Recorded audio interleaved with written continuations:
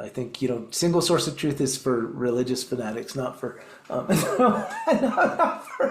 not that not for analogy. marketers. Yeah. Use the right tool for the job. I mean, you need to have the right measurement, the right reporting, right. I mean, even I kind of sick of some of the metrics we still use, right? Like session based conversion rates. Like, I mean, yeah, all you have to do is compare a session-based conversion rate to a user-based conversion rate, right? Even just in analytics, and like the difference is so staggering. It's like, but and everybody knows in their mind, you're converting customers, you're not converting sessions. So like, come on, like let's readjust, like let's recalibrate here. Like, and I appreciate like 360 view of customer, trying to close the loop, right? Trying to understand the different touch points at a customer level. I understand all the desire to do that, but I just think that it's a bit of a unicorn thinking, however robust your CDP is, however robust your CRM is, however robust your ad server and media measurement tool is, like if you think every data point you need in order to understand your business is in any one of those tools, you're really missing out on a lot of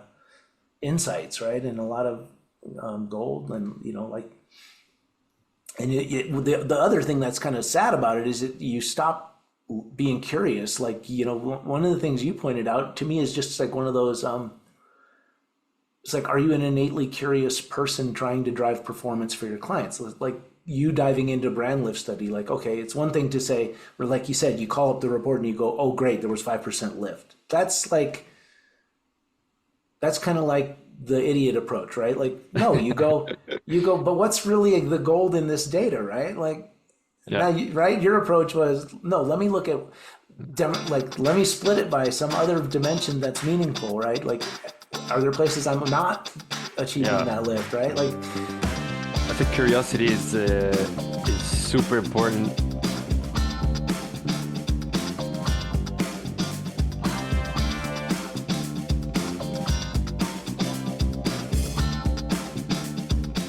get ready to deep dive into the world of digital transformation, where we explore the latest trends, innovations, and challenges shaking up industries.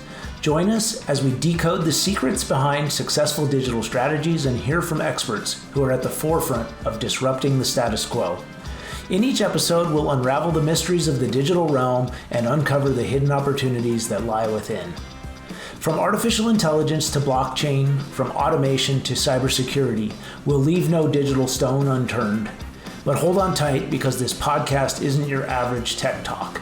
We're injecting a hefty dose of wit and humor into every episode, making learning about digital transformation an absolute blast. So if you're ready to embrace the digital revolution with a smile on your face, tune in to the Digital Disruption Podcast and get ready to be entertained, informed, and inspired.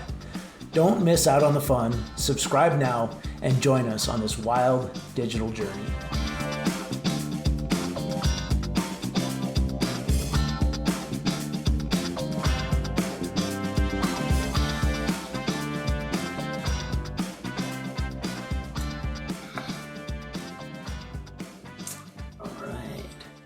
Well, hello and welcome to the Digital Disruption Podcast. Today we're joined by two Alexises from Britklik. We couldn't be more pleased to have you gentlemen on the podcast today as our guests. I'm going to go ahead and let you guys introduce yourselves, but we love having industry players. We love having people doing interesting things, kind of shaking things up, changing the business models, biting at the heels of the big established players and doing good work. Most importantly, doing good work for clients. So, I'll kick it over to you guys to introduce yourselves. Tell us about what you do as an agency, as a company, and your professional background a little bit, and then we'll jump into some great questions and conversation. Sure, I can start. So I'm Alexis Nicholas. I'm the founder of Britklik. We are a digital marketing consultancy that's focused on Google's enterprise media suite. So in a nutshell, it's three tools. So Search Ads 360 on the direct response side, and CM and DV 360 on the upper funnel media management side. And I started about 10 years ago within the large agency world, where I saw a very recurring phenomenon, which is that cash cow that monopolizes all of the amazing people that they have at the agency, and then the rest gets usually overworked juniors. And in that case, that was me in the beginning of my career. And I clearly remember of dreaming of building a team of senior hands-on experts. And fast forward today, that's what I've built, and I'm very happy to be here and talk about it. It means the world to me. We're very small, but we do work with very, very large firms. And if there's one thing I believe we excel at is upper funnel media management. And Alexis T is the person that has built that department. So I don't want to steal too much from him there. I'll let him cover that part. Yeah, sure. Thanks so much for having us, Patrick. I'm Alexis Trudell. Basically, my background, I started working in medium size and large size agencies, a classic like campaign heavy lifting, multiple clients, multiple headaches. And then a few years of that, and then I moved to basically freelance programmatic consultant. Did a few years of that. Then I met Alexis. And since then, I've been working as the programmatic practice lead, managing all the upper funnel investments for clients at Britklik. So I've been doing that, and yeah, it's been fun. Very cool. Well, glad to have you both on today. I know we had some great sort of background conversations to just plan this episode, make sure we were going to bring something good to the table. So yeah, I'm thrilled today. And having come from an agency background myself for a number of years before kind of shifting more over to the digital capabilities and analytics and data side, I understand. I can remember being an account director in an agency, and it's like trying to fight with HR to get a junior, a entry level person, a $27,000 a year salary. It's like, and then that person was going to be doing all of the work for all of my clients. Like something didn't seem right there, something didn't seem fair. But so it sounds like some things haven't changed very much.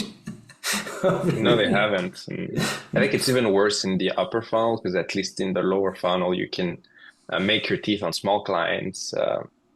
But upper funnel is way more complex. There's nothing there, online, kind of learn by yourself. Mm-hmm. So if there isn't someone senior to really take you by the hand, media mismanagement is very fast to happen.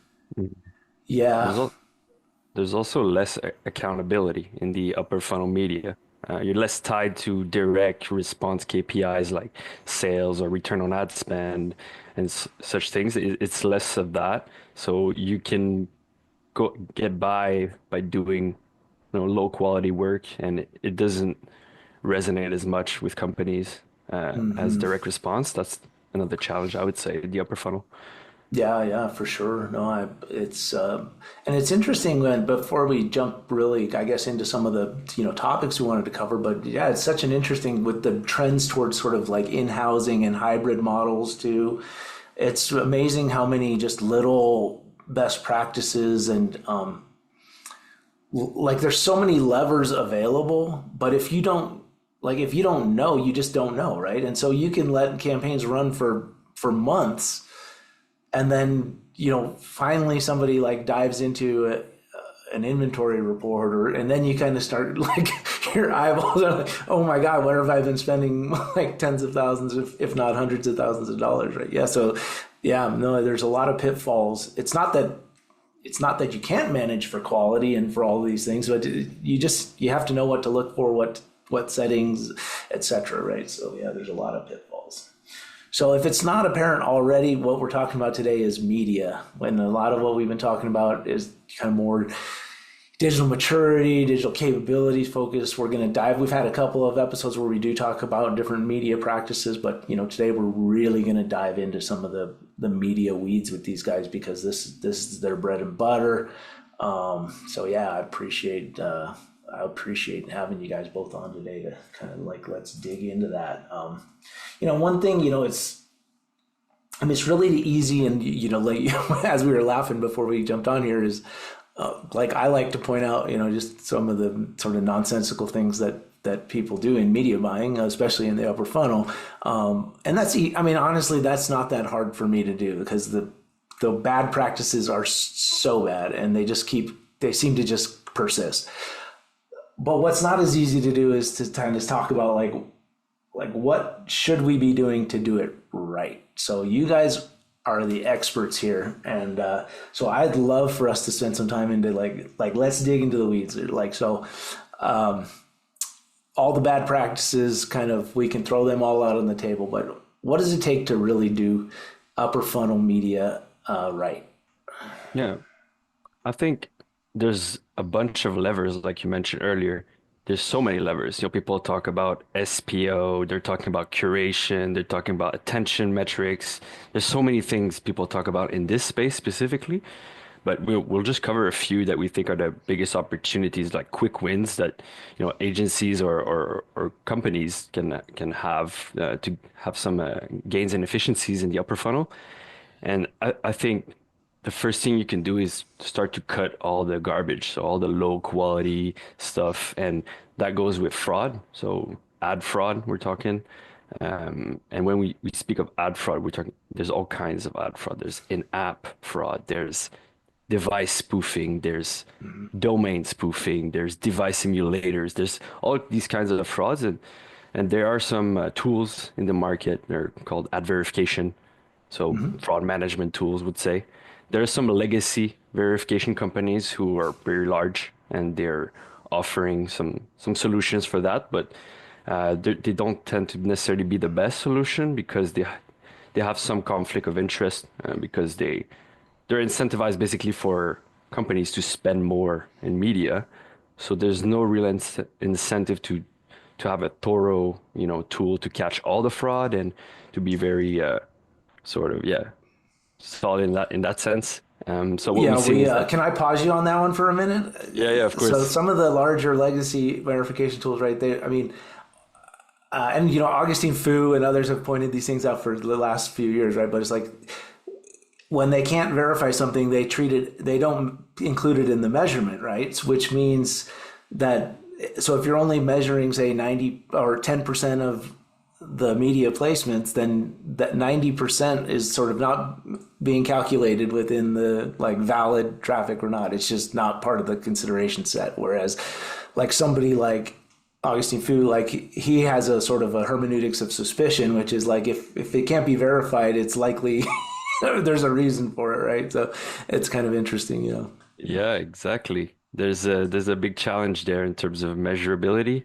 It's mostly like black box, so you don't have that detailed log level data that you would need to do a thorough job of catching all the fraud. And then I have a story about that. So we were working on an audit for like a high profile client in Canada, and I noticed one of the managed service vendor that this client was running on is like programmatic managed service, mostly in app. And we saw like this anomaly of like 20 to 25% fraud rate. It was mostly app fraud. And then I had to reach out to the lead media planner on the account and I'd say, hey, this is alarming. This is almost scandalous. And then what we figured out, or I figured out, is that basically the media planner is getting wined and dined by this vendor. No. There's no incentive to, so this is the kind of thing when we say we should be doing better in this industry, these are the kind of things that, large agencies, maybe they have this incentive to keep spending with a vendor. Although, these alarming fraud rates everything else was like, 2-3%. This is 2025 is nonsense. It's big investment. So it turns into like all this ad waste. So these are the kind of things that, wow, it just jumps out and yeah. We notice it as well, like the vendors, there's basically Google, Facebook, and the rest of the upper funnel vendors, which are really small in comparison to ad spend. And as an employee at a large agency, or even if you're client side, you're only going to get invited by Facebook or Google so many times within the quarter. But when it comes for this tiny investment in this in-app programmatic vendor, he will take you almost every week. So there is a reason why, right? Doesn't make sense. That's really interesting. Yeah, and that's and that doesn't even get. So that's when you kind of get between sort of fraud in the true sense of like criminal activity, and then the practices that we just tolerate in our industry that are, I guess. have as much positive impact on your business as fraud, but they are, I guess, technically legal. Like I'm assuming you guys don't buy a lot of like made for advertising inventory No. either, which is technically 100% legal. But I can't understand how we continue to allow the like advertisement, ad impressions to be served there. Yep. But and Absolutely. not to throw a big publisher under the bus, but I'll throw a big publisher under the bus because it's been written about extensively. But even like publishers like Forbes, right? They had a version of their website which was literally like in every way, shape, and form but name an MFA website, right? Like it literally did not look the same as their actual website. It's crazy, but anyway. Yeah, yeah. MFA, I think is and another big challenge that it falls in between like what is fraud, what is not fraud, and then it's all about that ad arbitrage model that most MFA publishers have. I think Forbes might have been that case where they had that Yeah, version of the paid traffic website and they could stuff some ads there. Yeah, yeah. Yeah, really interesting. You definitely like even it doesn't even have to be outright fraud for you to not be buying what you think you're buying as a either as the end advertiser slash brand or even as a sloppy media buyer, right? Yeah, yeah, absolutely. absolutely. And then you Um, add in the whining and dining, and yeah, there's lots of hidden interests as well. of course, of course. Yeah, and I think you mentioned MFAs and the type of inventory you find yourself on for clients. I think another thing we usually do for clients in the upper funnel is a PMP first approach. So basically, you could set up programmatic deals with partners. It's basically handshake deals. You say, oh, we want to access your inventory in a more direct way, so buy directly through you.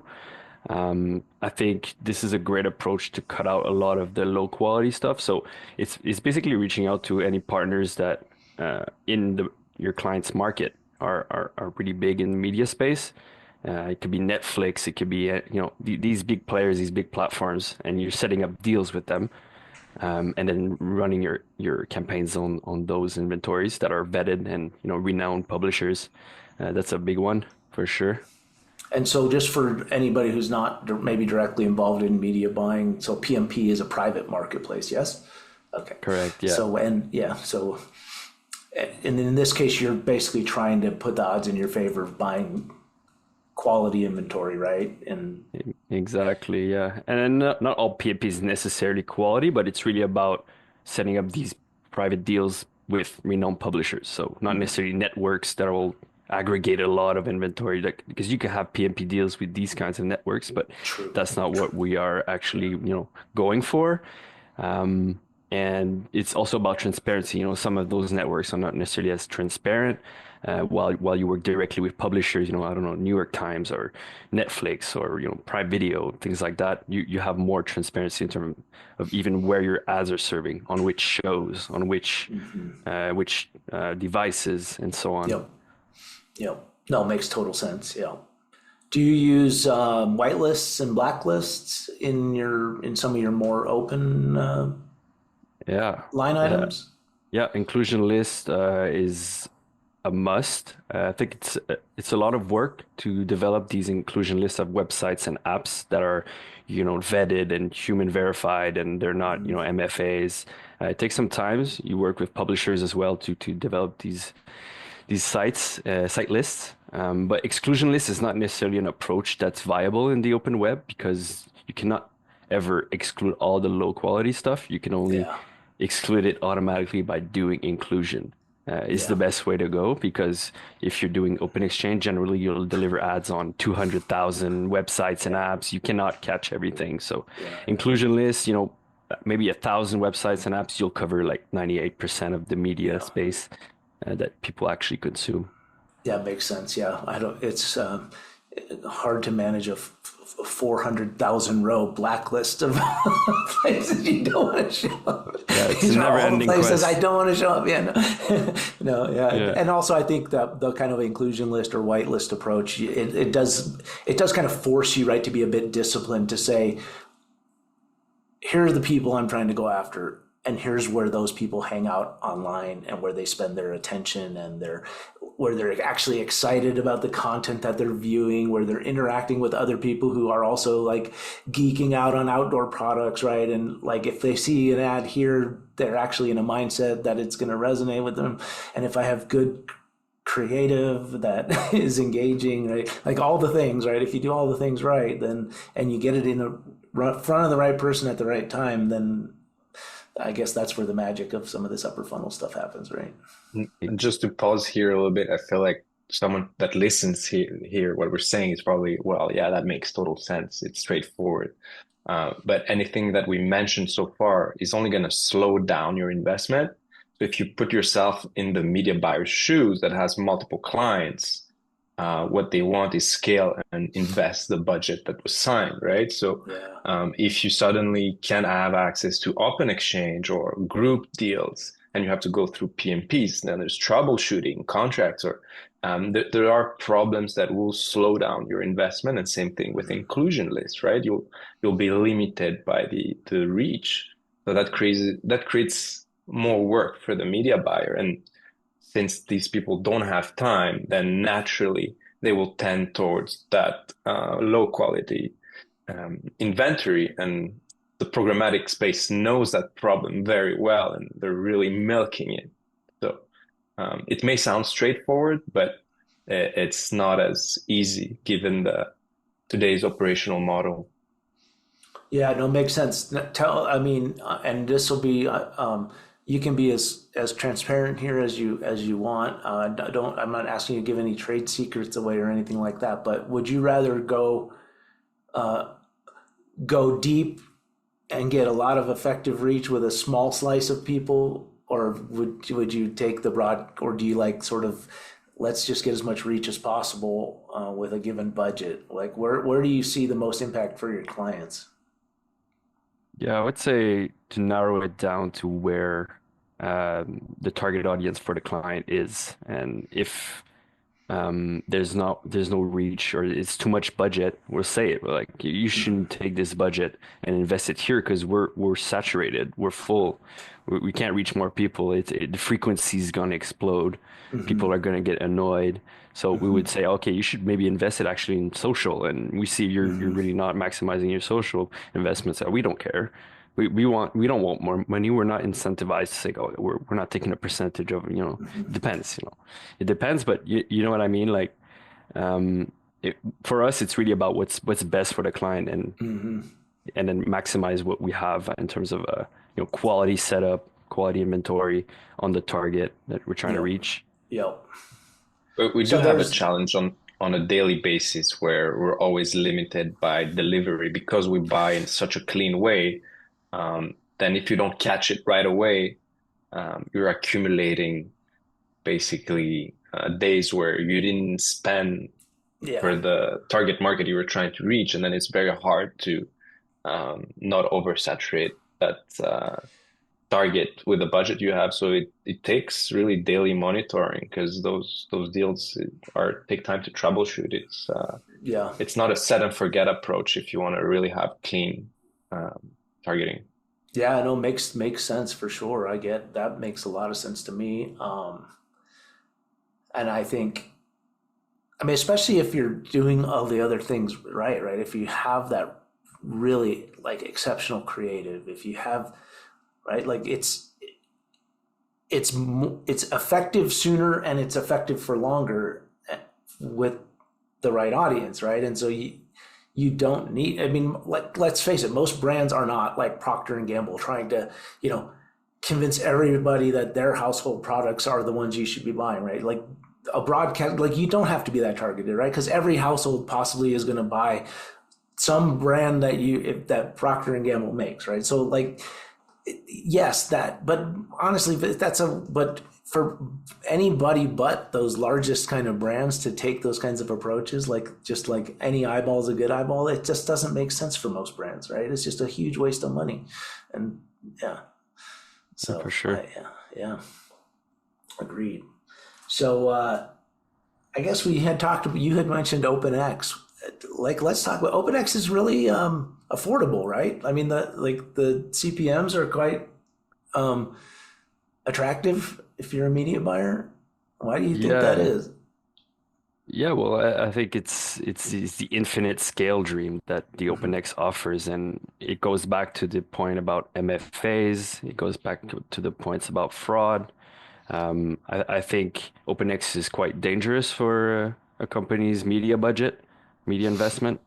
Um, we mentioned we only work out of inclusion lists, so we try to avoid the OpenX. I think what works well in the and it's also inclusion list based, but it's going contextual in Mhm. terms of media placement. So, for example, you're shopping for a new home on a real estate website, and then you'll show an ad for home insurance. It just makes sense, and that's what we're seeing. Works. These kinds of contextual placements work really well, and it's just common Yeah. sense. But I'm not speaking of using a third-party contextual vendor and just saying, "Hey, here, do my contextual targeting," because most of the time those are they're they're tough. There's not necessarily the best performing way, but it's mostly bringing a human approach to it. Mhm. So picking out all these real estate websites and apps that are in your client's market, building a list of those, or even deals when you need to access the inventory in a more direct way, and then running your ads there. Mhm. I Mhm. think this is one of the best way to use, the open web in a sense, as opposed to just spray and pray into the universe and hope Mhm. you get a match with, someone who wants to buy your product. Yep. Um, yeah, that's Oh been yeah, our way of yeah, doing. yeah, for sure. When I first started doing any kind of programmatic advertising, I used to really think it was kind of like if you could target the right audience, it didn't really matter. And I learned very quickly that that's just simply not like people, where people spend their attention and like where they get excited and the content that they're looking at has such a huge impact on like what frame of mind somebody is in when they see your advertisement. If it comes across as relevant and like it, yeah, so I that to me makes a ton of sense. And to really, like you said, to do it right, it's not really a kind of a, it's not susceptible to a really easily automated kind of approach. I mean, even just, I mean, quite frankly, most brands and advertisers don't know their audience well enough, right? In the sense of like you probably want to spend some time using a tool like maybe a Spark Toro or SEM Rush, like get some actual insights about your audience. Like where do they hang out online, and right where like where do they spend their brain cells and their eyeballs? The Yeah, 3 to 4 hours a day that people are consuming content or whatever. Yeah. So no, I that to me makes a lot of sense. yeah, Very 100%. cool. Yeah. Do you use I guess you know in the planning for this call you mentioned also some of the YouTube strategies you use. So you do use some of these, I guess, sources of inventory that have a ton of ad inventory available and broad reach. But how do you make those platforms work in your client's favor? I was going to say Yeah, work in your favor, but I think in your case, I'm convinced that you want it to work in your client's favor. So how of do you make course. those platforms work in your client's favor? Yeah, I think YouTube is a big one, considering it's one of the biggest video platform, even, in North America, Canada, US. It's huge. So being present there is a must to have some impact. Um, we saw that YouTube, we tend to think it's a bit, it's all safe, it's all good, it's managed. We just deliver ads there, but we've seen that there's a lot of, pitfalls in the YouTube buying process. For example, there's a lot of kids channels, so rhymery songs, cartoons, and stuff. So maybe it's the parents that'll give the iPad or the Mm, phone or even the connected television in the living room. They'll put the kids in front of that, and then you're serving ads on kids channels. We see about 20 to 25%. We work with some expert researchers in the YouTube space, and they've reported that. Um, and that's a problem because you're delivering your ads to kids. And, don't tell me that the parents are watching actively with the kids the cartoons and the rhymer songs. Like, I don't believe that. So yeah, there's some yeah. pitfalls there of like low quality inventory, some brand suitability issues. So we work with, even on the YouTube side, some inclusion lists. There's YouTube Select that can help have higher quality channels, like renowned content creators that you can support. Um, But yeah, all in all, I think YouTube is a must for video, for connected TV placements. But you just got to avoid those kind of pitfalls that people tend to forget. You know, a channel report is a big one here. So you could pull that Yeah. channel report and look at, wow, where are my ads delivering? Oh my God, the rhyme songs, 90, like all the time. That's a, you know, there's a Yep. misfit there. Absolutely. No, that's important. And I mean, let's be frank, right? Like a lot of YouTube's sort of monetization policies, right? Like most of the reasons channels get demonetized are political. It has nothing to do with brand suitability. It's like if you have a channel about firearms, hunting, anything that's sort of like redneck, I guess maybe that'll change now or something, but who knows? But I mean, a lot of the reasons people get demonetized are pretty political, and they don't have anything to do with brand suitability. And I think what the point you just made, I mean, I want us to pause and reiterate that. I mean, because it kind of goes both ways too, right? You can't actively target children on Google ad inventory, but like, again, like, I'm not telling people what to target, but like content and context matters here, right? Like of who your audience is likely to be. So you can probably put two and two together. So, um, Yeah, Yeah. and you can put yourself on Google's shoes. I mean, we love Google. You know, they built our oh, careers, our absolutely. companies. They're amazing. But I totally understand what they're doing. If you're looking at the CPM of YouTube and you compare it to a Netflix, even if you isolate, CTV buys within YouTube, you really want to be on that big screen. YouTube is going to beat every other vendor out there. Yeah. But Oh, the for sure. reason is that they're blending some low quality channels in there. That's how Of they're able course. to report a low CPM. And if I would notice that people within agencies don't have the time to scrutinize that, then me as a vendor, that's not low hanging fruit. Why wouldn't I do that? I Exactly. mean, we live in a capitalist world. We can't wait for people to just serve us everything on a silver platter, right? We have to do the work ourselves. And if there's an opportunity, it's totally normal that Yeah. they'll grab it. Yeah. And the fact of the matter is we kind of at the top of the call we said there's all these levers available to you, right? And so if you work with a large vendor, you work with a small agency, like you're entitled to understand what levers the people you're paying are pulling on your behalf, right? Like you are entitled to see where your advertisements are showing up, right? Like what are the inventory sources, channel reports, every major DSP and kind of ad serving and measurement platform, you can see a lot of very granular data about what your ads are doing. So if you can see that as the end advertiser, your agency or your in-house people can too, right? And then if you can impact, like if you have a lever to impact where those things are showing up or not, and you don't use it, I mean, that's not Google's fault. That's not OpenX's fault. That's not Exactly. Trade Desk's fault. Like you Yeah. didn't develop, you either were complacent or you didn't develop the necessary expertise and experience to know right, to know you should do this or that thing, or your manager didn't get you the right training or consulting or whatever. But yeah, that's not really on. I mean, at a certain point, Google wants you to have some performance because they want you to continue to spend, Of but course. it's not their fault if you didn't use all of the various tools available to you to drive performance. Yeah. And that's true of Facebook as well. I mean, Facebook will gladly let you buy Advantage Plus, at whatever scale you're willing to type in a budget, but you can make it work better than it does wide open, right? Like, Yeah, for sure. I think YouTube has that Google Video Partner piece that, there's been in the talks in the industry. It's the same thing. Google won't tell you that you can just remove it quickly, just a checkbox. And then we see a lot of advertising, in other agencies working with these kind of networks that you're trying to avoid, but it's the same thing. It's they won't give you the lever to pull it. You have to find it yourself. yeah, yeah, yeah. That's a good point too. I mean, maybe some levers are more obviously displayed than others. That is a good point.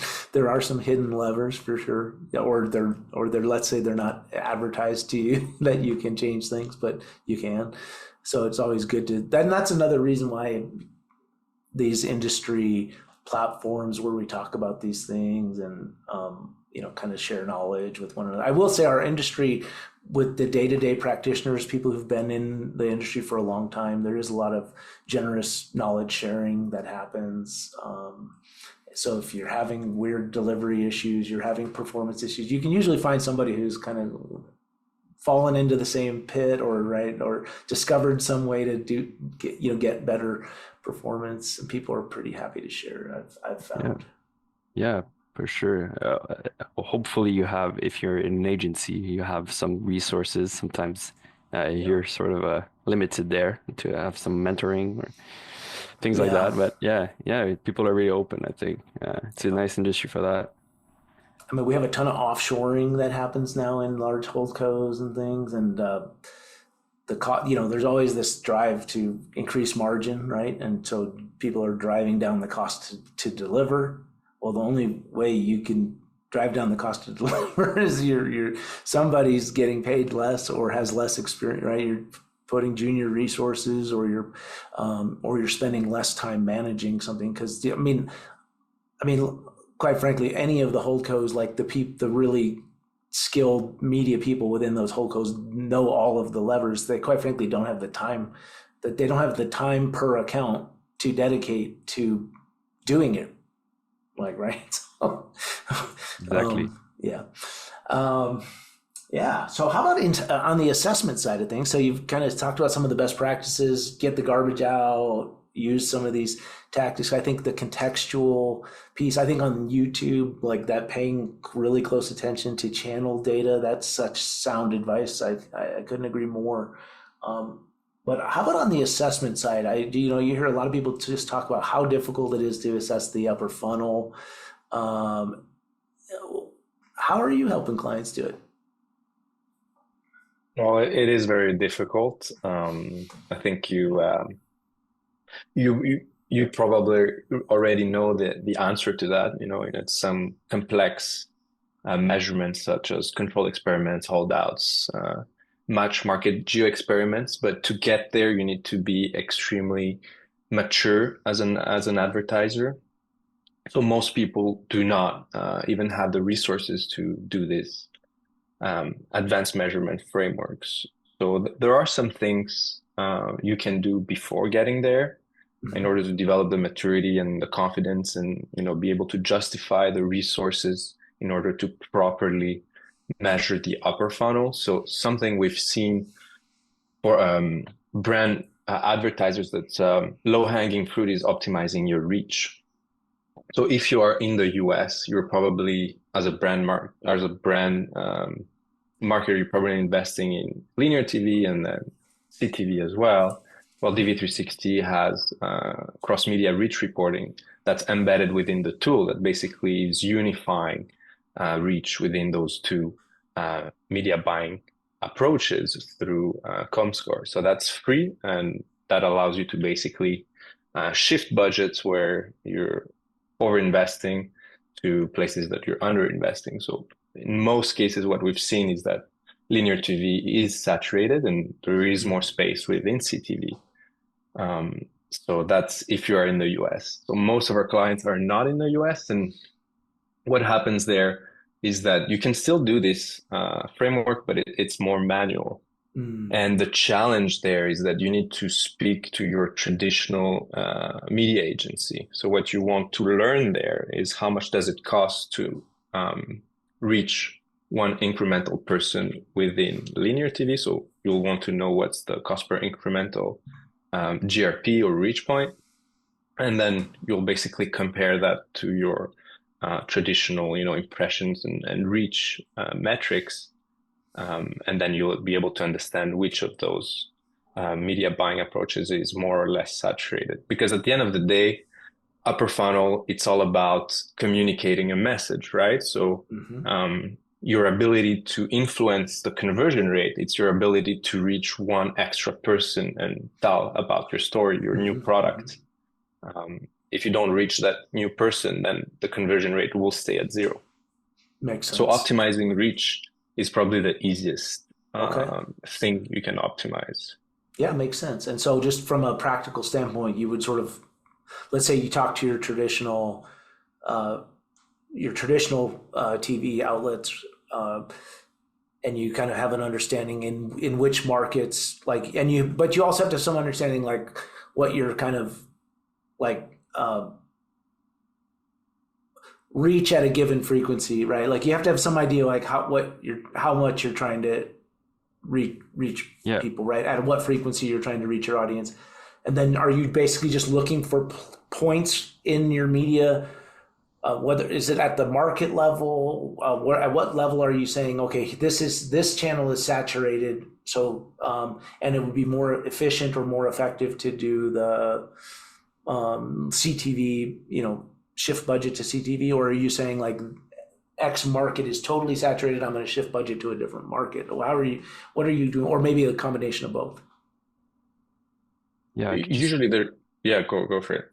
I was going to just jump in because you'll have your linear TV buy in a specific market, and then what the media agency that's managing linear TV can have is GRPs, and then the percentage reach and frequency, and then usually these agencies are not necessarily open about sharing cost per GRP, so they'll share. What we could ask is sort of a proxy, is the cost per incremental point percentage reach.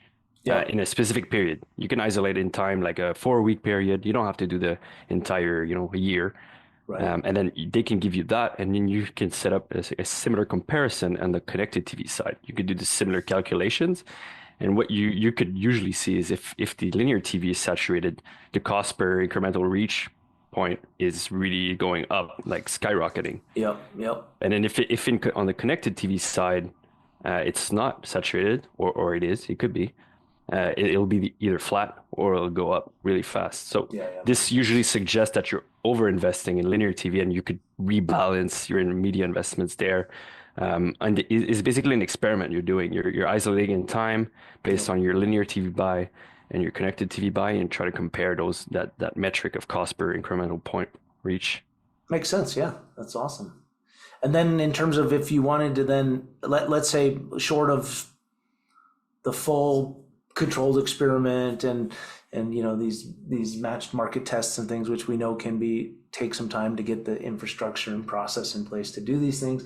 But I mean, at a certain point, you want to know, okay, I rebalanced my budget, or what would you be looking for on the business impact side of things for your client? Like, what would you be expecting to see movement on, either KPIs or to validate that shift you made, say, from linear to CTV was successful? Do you have soft approaches and hard approaches? So the easiest thing to look at least we've seen direct impact, is your branded search conversion rate. If you have gained efficiencies in your upper funnel, there is a direct correlation with your branded search conversion rate. So you'll see that your branded conversion rate will drop as soon as those investments go dark. So if there is an inefficiency, you'll see that the brand conversion rate was higher than usual. So that's one approach. Of course, it's a proxy. And the easiest I get an access to a KPI, I think the worse it is in terms of quality of measurement. But if you want to go further, there's branded searches in Search Console. You can have a look how they fluctuate when you turn on, turn off those investments. And same thing within J4, you can have a look at direct and organic traffic or sales spikes that are correlated with your upper funnel investments, especially on the large screens, right? It's much harder to prove that when we talk about display advertising. And then there's a lot of studies you can do, and Alex is running them all the time. So maybe you want to walk us through. Yeah, I guess it's at a more tactical level. You can have different studies you can run, which can inform then your tactics and how you can adjust them, which eventually can impact the broader business results you get out of these investments. But there's two main ones, and the first one is the conversion lift studies. Basically, it's user-based incrementality testing. So the question is, if I expose a user to an ad was he going to convert anyways, or is he converting because I showed him at some point a display ad on the web? Yeah. So basically, that's the kind of study that you can use to see if your investments are bringing any incremental results and how incremental they are. So not necessarily it's 100% incremental, 10%, 20%. So these are the kind of studies that are really useful for that. And the other big one that we love to use at a technical level again is the brand lift studies. We can use those, on YouTube, but if you're a large advertiser, you can use them across, third-party CTV or video. And these are great to inform how your ads are doing in terms of things like brand awareness lifts or ad recall lifts. When there's two things we love about these kind of studies, and the first one is it's called you always have a control group, and the positive response rate of a control group is really, really compelling because it'll tell you, let's say you're asking a question about brand awareness, what's the level of brand awareness in this market for my brand, and it'll tell you, say it's 25%. I will say, okay, and then you can have the breakdown of your brand awareness level by demographic segments, by audience, by device, different things like that you can use to say, oh, 25 to 34 years old, they're really under delivering in terms of brand awareness levels compared to all these other segments. So let's double down on this one. These are the kind of data points that usually people they'll log into their brand lift study. They'll look at it. Okay, great, I got a 5% lift. Amazing. But then you're not doing anything with that, right? You have to break it down and look at the different segmentations of that data and then use that to inform your activations afterwards. Yeah. So ultimately, you again, kind of going back to that, like know your audience, right? One, know your target audience, but two, don't be daft. Like who you thought you were going to sell to when you started your company may not turn out to be who ideally is buying your products, right? So like ultimately you want to be, but ultimately you're trying to like target as much of the people who are likely to do business with you, right? So yeah, you might find in those brand lift studies you're way over indexing for people you're not really trying Exactly. to influence, right? But you also might learn something that there's a whole bunch of people in a demographic you didn't consider who actually, have been Exactly. not only reached but are favorably inclined toward your brand, right? And so there's all kinds of gems hidden in there. Segmentation, I always say segmentation is your friend, right? If you actually dive into that data, yeah. It's a lot. It's deep work, but yeah. And what you mentioned, I'm just going to call this out and ask you to confirm this because I suspect it's true, but I want to hear it from you guys. What you're talking about in terms of these tools, I mean, obviously there are other tools that do it, but you're really kind of highlighting one of the advantages of kind of like when you work within an ecosystem. In this case, you're talking about within kind of the Google ecosystem with Google buying tools and the platforms themselves. So, again, other platforms also offer these kinds of things, but like you're not to do some of those like brand lift pieces like outside of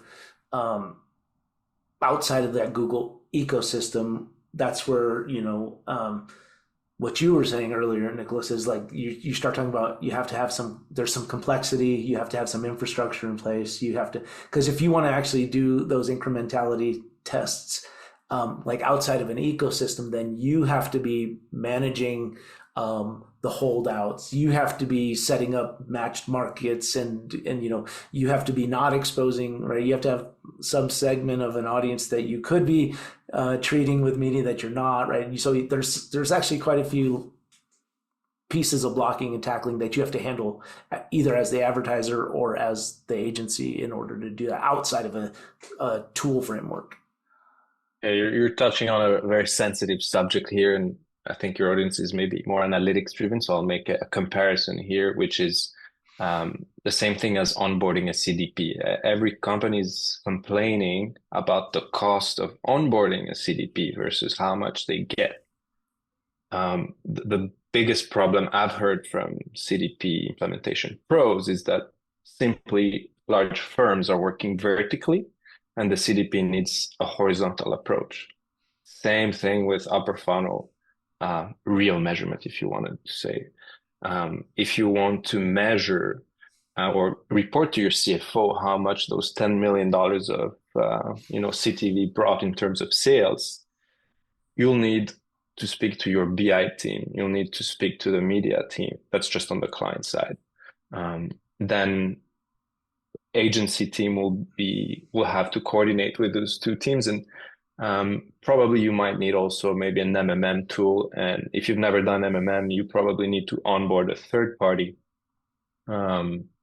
professionals that do that for a living. So we're talking about, data science, BI, media, and mixing a few vendors together, onboarding vendors, just to run your first measurement framework. That's why we said you need to be really mature and be able to work, horizontally within the firm. Just looking data at the postal code level, it will require the marketing team knock the door on the BI team, and just there, usually the BI team's like, oh no, not another report. We can't get that for you. Sorry. Of course they can, but same thing for us, right? You knock on my door and you ask me for another report. My first answer will be probably no, because I want to make sure that you really need that report, right? Yeah. So a lot of complexity just by the nature large firms operate. So it requires deep work. Now, if you get there, which I think a lot of companies are getting there more and more, there's three main things we believe you need. The first one for upper funnel is time. So if you're looking to run a holdout test for only a few weeks, then the problem with upper funnel is that it's a delayed response. It's not direct response marketing. Paid search, paid social, maybe you can run a few tests within a month. But with upper funnel media buys, you probably need a couple months of testing, right? Then in terms of holdout tests, there's two approaches, either the GeoLift experiment, either user-based. GeoLift experiment, what's amazing is that you really connect the back-end sales to your upper funnel investments. So I think I heard you talk about in your last podcast a story about this couple that bought a product after chit-chatting forever, then getting a raise, then getting a coupon. Well, all this behavior is so far from that impression or that click. It's impossible to tie if you're looking at J4, BigQuery, or whatever data point. You need to be looking back-end data along with your upper funnel investments. So that's what's great about GeoLift experiments. But then could be user-based. It can be also great in some cases. It's much easier to set up, but of course you lose some of the sales inevitably due to this example we just mentioned. Yeah, and then for sure. The last piece is non-linear investment. So on top of having time setting up those complex frameworks, you need to be also investing kind of randomly to result for low variance. So it's not every advertiser that can turn off upper funnel investments for a whole month, right, or suddenly increase investment from one week to another. So you need to be checking a lot of boxes, and that's why so many brands are failing at measuring right returns from upper funnel. Yeah, I mean we've run into even just using some of the open source Python and R stuff for media mix modeling. One of the biggest things that causes those models, the outputs, to fail from a meaningfulness standpoint is the lack of variability in media. So it's like I just tell people, if you're actually going to test it, even just to use like a nominal sum, right? Like if you have $50,000 to test, you'd be far better off like running 5K a week for 1 week, 20K, go dark for a week, go 10, right? You're in control of the levers, like add some variability there, because not only is the impact lagged, but also if nothing changes, the model has nothing to infer any like why those changes happen. So yeah, no, I think it's one of the biggest handicaps that I see is like if you run the same, you know, $50,000 in this channel all 12 weeks of the year, the only variability is like the seasonality of Black Friday, Cyber Monday. Like that, nothing meaningful is going to come out of that model. Yeah. Yeah, very. It's something we see all the time with MMM models. They get a lot of they think it's a shiny object. Let's try it out, and then the output of the MMM model is the same thing as what you see in GA4. It's basically a lot of credit in the lower funnel and very little credit in the upper funnel.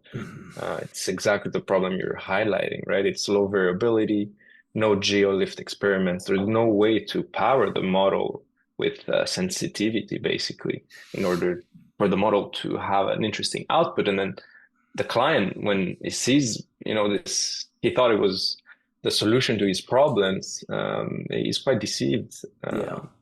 So then it's much harder to convince the client to retry MMM within, different conditions that will work that time. Yeah. So I think MMM is not gaining the traction it should, mostly because of that missing component. And there are tools out there, MMM tools that are combining, geolift experiments, and they're doing great. But the ones that don't are not helping themselves, neither the client. Yeah. And I think it's probably partially on the brand side and it's partially on the industry side, but Triple M is not a replacement for attribution. It's not the same thing. It's a different, right? It's a totally different approach to trying to assess like media impact, right? And optimal levels of investment in certain channels under changing conditions. Like you said, you had mentioned one thing in our notes preparing for this, and we haven't even touched on this yet, but there's, you started to touch on it, but I want to make sure we really touch on it, is there's this nonlinear relationship of certain media channels. Like you invest $5,000 a week and you see nothing, right? You invest $10,000 a week, you still see close to nothing. And then and you don't always know where that inflection point is going to be, but there's a point between, like, if you're on one end of it, you're not going to see anything appreciable. And if you're on the other end of it, you will see an impact on your business. And people don't kind of realize that takes time and testing to actually figure out where that inflection point is, right? Yeah, that's a super fair point. And an example I like to use is, you going to the pharmacy and being in the toothpaste section, and let's say we are Colgate, we did some MMM or whatever. Well, how does that investment maybe that you did, you cut, I don't know, 10K one week and added 10 more K, how is that going to impact that person that's looking at all these brands? It's not going to change nothing. It has to be within the upper funnel. It has to be extremely substantial and radical in investment shifts. Mm-hmm, mm-hmm. No, for sure. Yeah. I mean, there's a reason certain, better or for worse, I don't know, from a political or from a social and cultural standpoint, I don't know if it's a good thing or a bad thing, but there's a reason certain jingles and brands get stuck in your brain from when you're a child, right? Versus somebody reached you effectively and it's stuck, right? And in some categories of products, the amount of brand loyalty once it's achieved is pretty staggering, right? Like something has to change pretty radically. So yeah, and it's not magic, but it's also you don't know ahead of time, because you don't control your competitors, right? You don't control all the other noise going on in the industry. So the only way to know once you've hit that effective level is because you'll see it in the numbers. But if you haven't introduced any kind of variability or played with getting to that point, you will never know, right? Yeah. Yeah, and something else I think that's extremely beneficial to, getting there and doing all this heavy lifting is that the brand of the marketing team within an organization is gonna grow a lot. very often it's very easy for a CFO to challenge marketing teams, right? But then if you stop looking so much at GA4 when you talk to the CFO, because I think GA4, whatever, analytics measurement is amazing for, tactical implementations, which is our day to day, but it's absolutely useless for the CFO. So if you start looking at the back end revenue and you talk their language and incrementality and diminishing returns, then it's so much easier to defend your budget, ask for more budget. Let's develop our analytics capabilities because we're paying X and Y, all these vendors. We should create this internally. So I do believe that MMM is amazing on that end, where it kind of tosses away digital attribution and really you're on the same foot with what the CFO is looking at. Yeah. And it's amazing, right? If you're doing it right, you're looking at the metrics if we're talking about like e-commerce or omni-channel brands of some kind, right? Like you're literally looking at the metrics that matter most to your business, revenue, sales, with statistical rigor tied to your media investments, right? And if you want to make it even more robust, you can tie in your promotional activities and your other kinds of activities, right? So yeah, to me, you're 100% spot on. That's what CFOs are interested in. And if you can do it in a way that is rigorous and disciplined and where you can actually stand behind the output you're delivering, I think it makes total sense. And I want to ask your guys' opinion about something that we didn't talk about this ahead of time, so you can feel free to punt this one away and say, I don't want to talk about it. But I am so sick of this buzzword, this single source of truth. I think it's the most irresponsible thing that people say in marketing and analytics is I'm a huge proponent of use the right tool for the right job. And that means you have to use the right data, right, for the right job. What do you guys feel about that? Do you guys kind of talk about single source of truth, or in what context do you, and when does it make sense? For me, I think this is sort of this notion of a single source of truth comes from the cookie-based world that we used to live in, widely in, 5-10 years ago. And we used to say, oh, okay, well, we cookie-based, we can have a solid picture of all our media investments in one platform, not necessarily GA4, but maybe an ad server or something else, a DSP. To me, it makes me cringe a little bit, that notion. So we don't really use that notion of a single source of truth, because one platform is going to give you an idea of your result. Like a GA4 perspective will give you an idea of, click-based attribution on your website. And then maybe a CM360 or an ad server will give you a completely different picture of anything impression-based. But then it's cookie-based and it's modelization. So there's no real source of truth anymore. And then MMM will give you other ideas of how your media is performing at a higher level. Mm-hmm. So yeah, to me, single source of truth is sort of something of the past, at least from a media measurement standpoint. Mm-hmm. It's a bit like if we were saying that a dentist can find one tool to do everything, both cleaning, removing, everything. It's impossible. So all these tools that they have, they serve a purpose. So even if it's a cookie-based tool that's irrelevant today, it could be useful for something. So both MTA, MMM, back-end revenue, all these are great for different things. Yeah.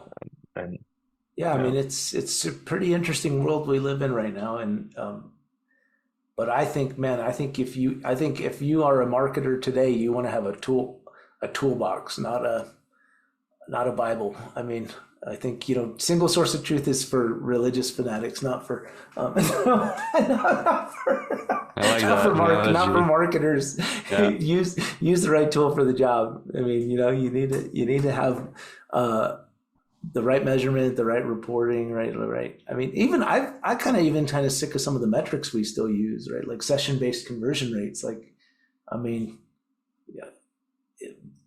all you have to do is compare a session-based conversion rate to a user-based conversion rate, right? Even just in analytics, and like the difference is so staggering. It's like, everybody knows in their mind you're converting customers, you're not converting sessions. So like, come on, like let's readjust, like let's recalibrate here. Like, and I appreciate like 360 view of customer, trying to close the loop, right? Trying to understand the different touch points at a customer level. I understand all the desire to do that, but I just think that it's a bit of a unicorn thinking, however robust your CDP is, however robust your CRM is, however robust your ad server and media measurement tool is, like if you think every data point you need in order to understand your business is in any one of those tools, you're really missing out on a lot of insights, right? And a lot of gold, and the other thing that's kind of sad about it is that you stop being curious. Like, one of the things you pointed out to me is just like one of those,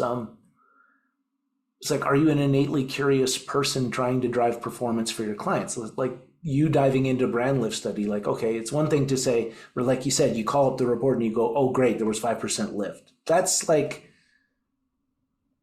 of like the idiot approach, right? Like, no, you go, but what's really the gold in this data, right? Like, now, right? Your approach was, no, let me look at, let me split it by some other dimension that's meaningful, right? Like, are there places I'm not achieving that lift, right? Like, I think curiosity is super important as a marketer. It's a massive skill to have or trait, but if you don't have time to be curious, you can't be curious because you're maybe working in a large agency, you have 15 clients, you don't have time to be curious.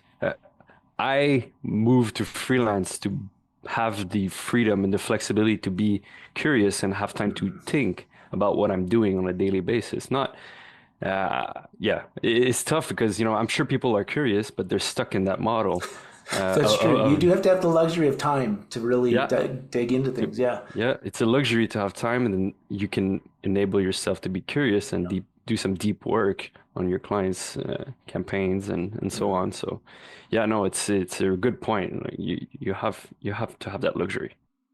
Yeah, I think we're circling back to the initial part of the conversation where I think it's the model. We're not smarter than anyone else.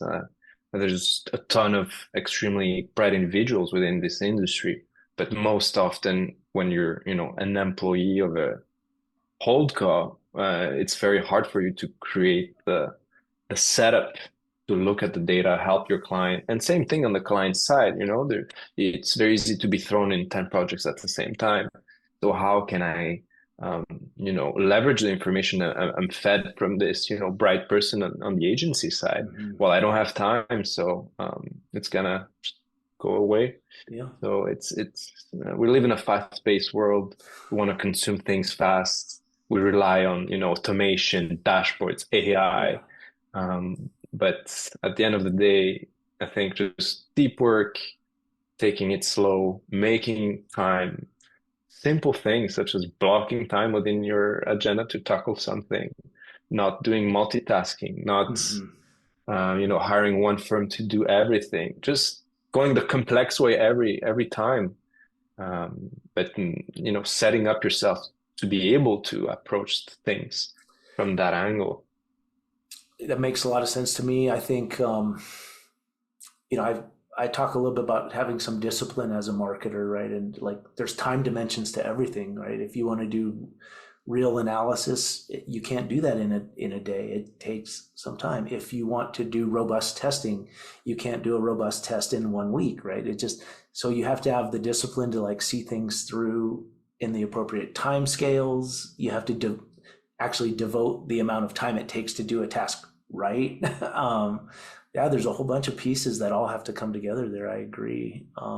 It's so, and I'm not like a naive techno optimist type person. So I'm not all over the AI bandwagon in terms of, I do think it's amazing. And there's a lot of powerful things it's unlocking, for no doubt about it.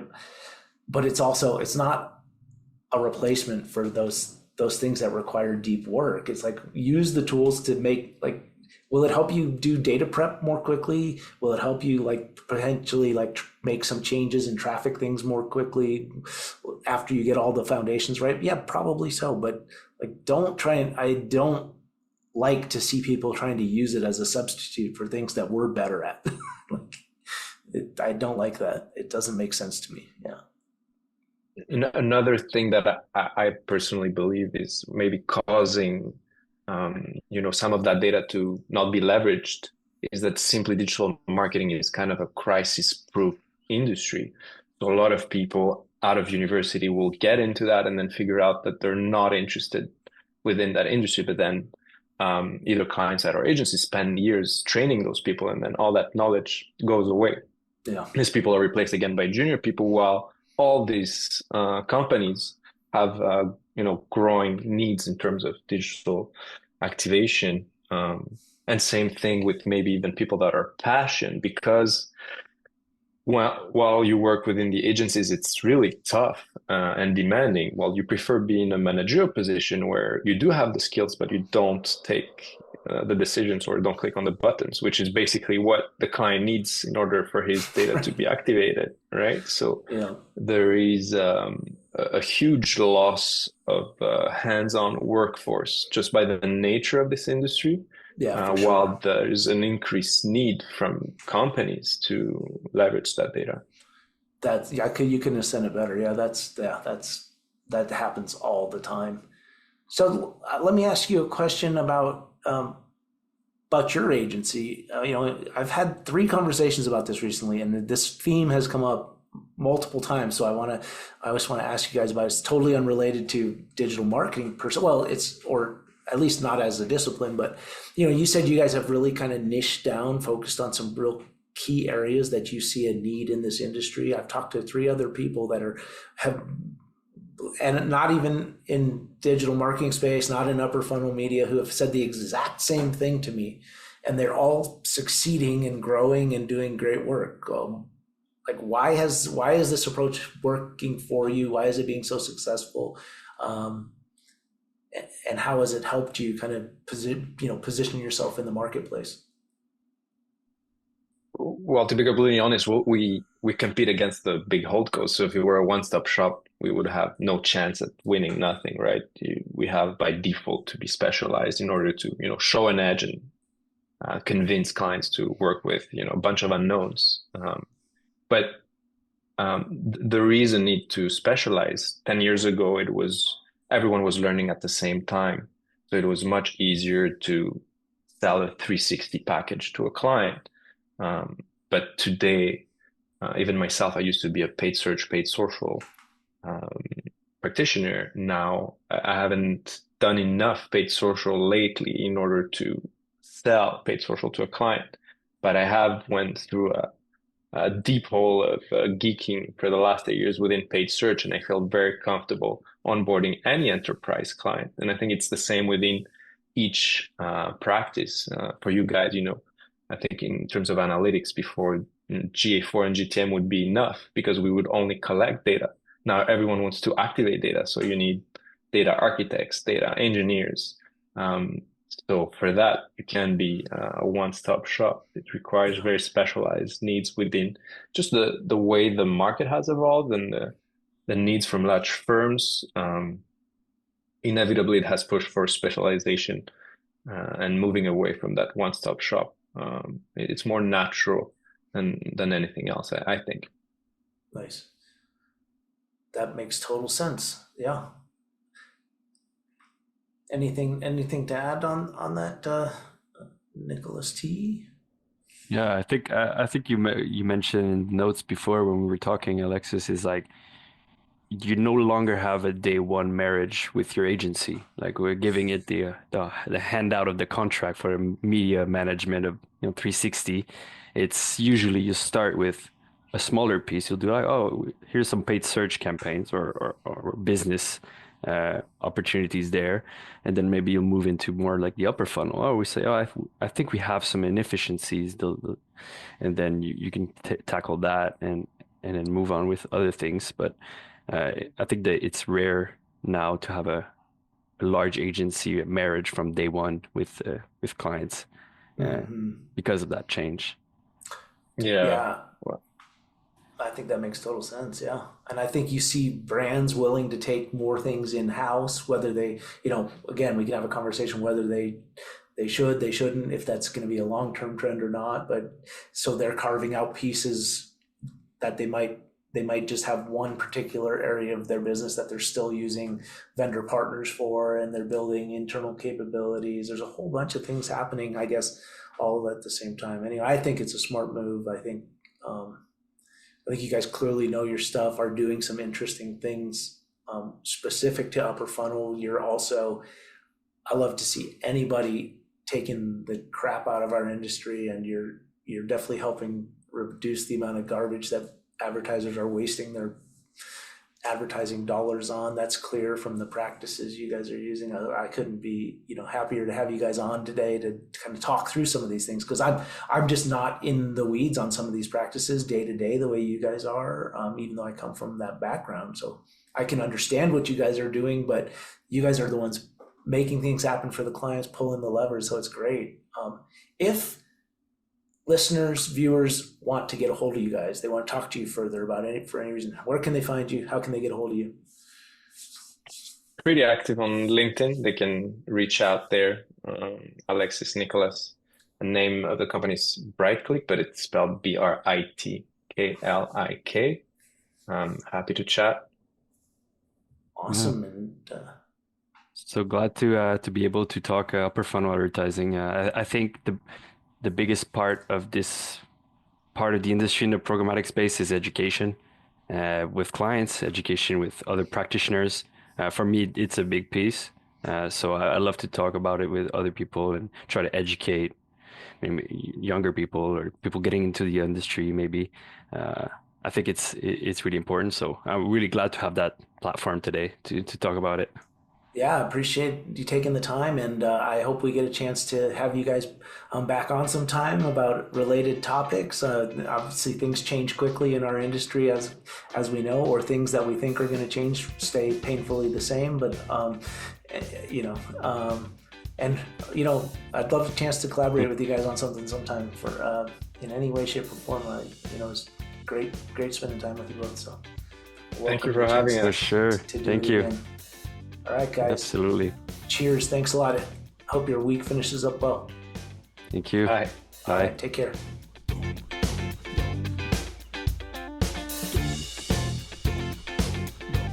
And that's a wrap for this episode of the Digital Disruption Podcast. We hope you enjoyed our deep dive into the world of digital transformation and gained valuable insights to help navigate the ever-changing landscape. If you have any questions, comments, or suggestions for future episodes, we'd love to hear from you. You can reach us on our website, e-CENS.com, or connect with us on social media. Don't forget to subscribe to our podcast and stay tuned for more exciting discussions on the forefront of digital innovation. Remember, the future is now, and it's time to embrace the power of transformation. Thanks for listening, and until next time.